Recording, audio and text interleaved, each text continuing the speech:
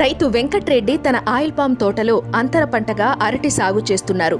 ఇప్పుడు ఆ అరటి పంట కోత దశలో ఉంది.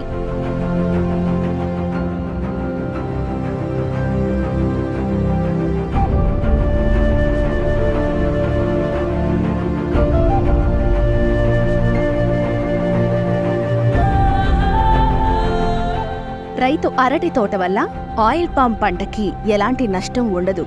పైగా కలుపు సమస్య కూడా ఉండదు.